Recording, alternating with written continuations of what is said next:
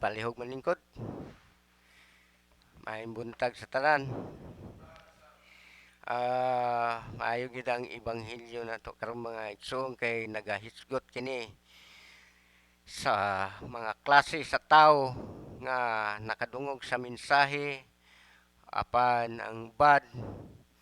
nay nakadungog nga tig-a og mga kasing-kasing ug moabot ang yawa sakmiton kini. Sa atong ebanghelyo upat ka klase nga kasing-kasing kini mga igsoon. Mm,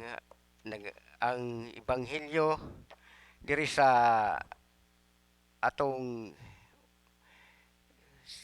kapitulo 13 bersikulo 19 nagaingon diri, kadtong nakadungog sa mensahe mahitungod sa gingharian apan wala makasabot niini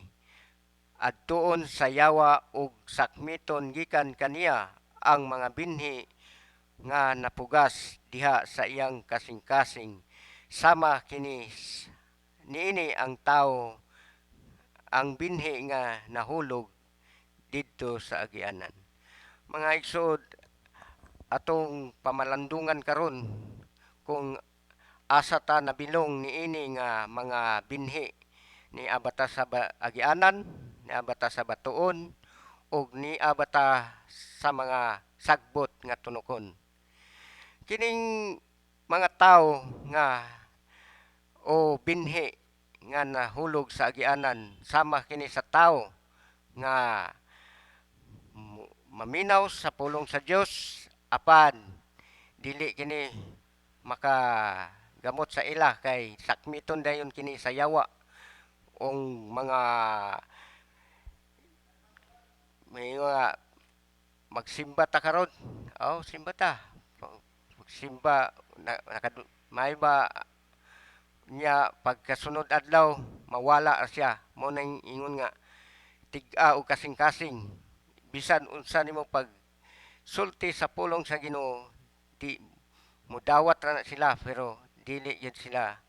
mo lahutay kay ang usa ka tawo nga tig-ag kasing-kasing sama sa agianan nga bisad og imo na itanom di gina motubo kay kahi man ang yuta nga maong yuta busa kining mga tawo nga sama niini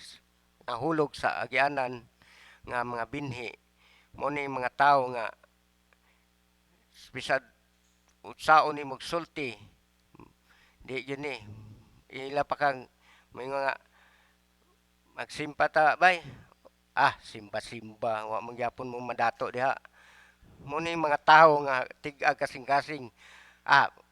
bay okay raman sa ako magampo ko sa balay okay raman wa may magbuot nako ako maning kinabuhi mo ning mga tawo nga mga tig-aw kasing-kasing nga sa morning binhi nga nahulog sa agianan bisag unsaon nimo na siya bisan pa siguro imo nang mo kinayang kinaya gawas lang kung bag-ohon siya sa Ginoo ang iyang kasing-kasing kay ang Dios raman mo'y makapabag-o sa Ginoo atong mga kasing-kasing diri sa kapitulo 20 nagaingon diri ang binhi nga nahulog sa yutang batuon sama sa tawo nga malipayong midawat sa mensahe sa pagkadungog nila niini apan wala kini makagamot diha kanila busa dili sila mulahutay sa pag-abot sa mga kalisdanan ug mga paglutos tungod sa mga mensahe mobiya dayon sila. Mga igsoon mo kining mga tawo nga malipayon kayo dasig kayo simba tabay sige simba simba malipayon sila pag-abot sa mga problema mobiya dayon sila mobiya sa simbahan ug di na nato makita nga mga wa magsimba bay. Tako kay ko problema lagi bay. Akong na ako'y bayro noon na simba ko magtrabaho na lang ko kaysa mo simba aron ma-solve ang problema. Mao ni mga tao nga malipayong ni dawat pero pag abot sa mga kalisdanan mobiya dayon sila dili makalahutay tungod kay wala makagamot sa ilang kasing-kasing ang pulong ang mensahe sa Dios. Busa mga igsoon, dili sila mulahutay. Makita nimo sa simbahan karon pagka isa ka semana wala na di na nimo makita tungod sa mga problema o mga paglutos dili sila makalahutay sa mauning mga tao nga malipayong nidawat sa mensahe apad pag-abot sa mga kalisdanan mobiya dayon sila kay wa man nakagamot sa ilang kasing-kasing ang pulong ang mensahe sa Dios.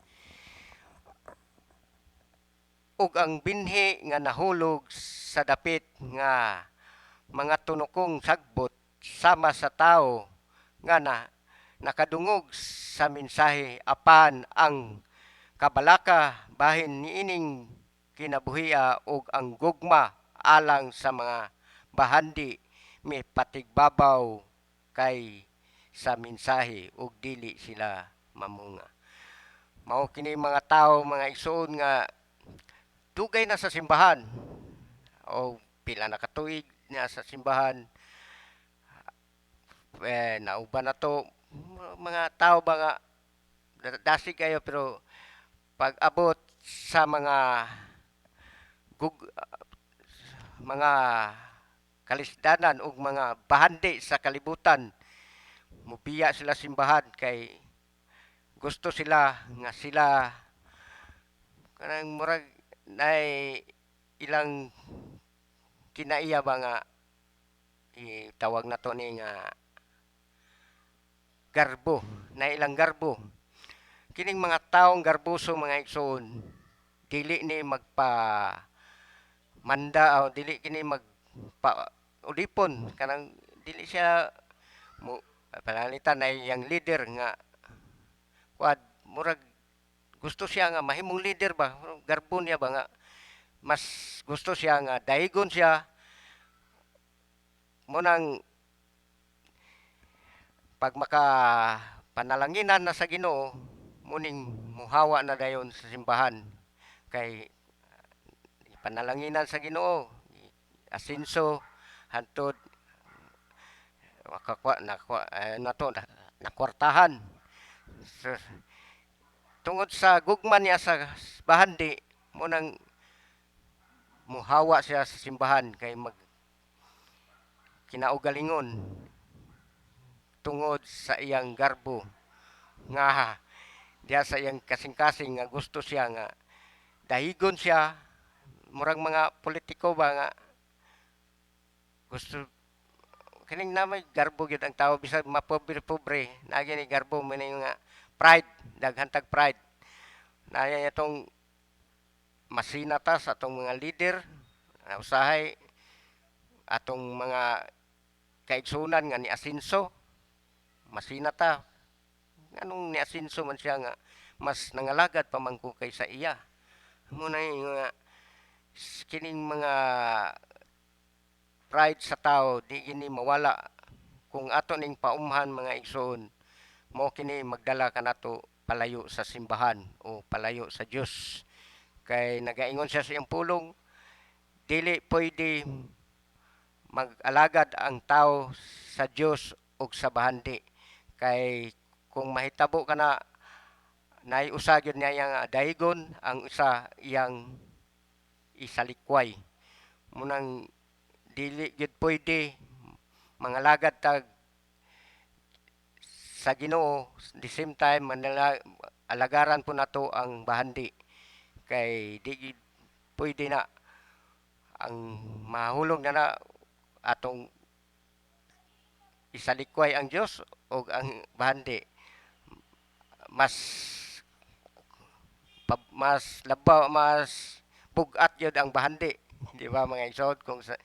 atong tawhanong ato lang ri- tawhanon nga paghunahuna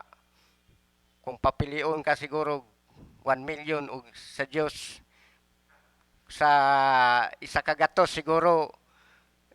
nara siguro isa nga mo pili sa Dios. 1 million na guna. Usa mga igsoon, kini yung atong garbo mo na maka pahilayo sa Dios kung kita nahigugma sa bahandi nga nagaingon diri ho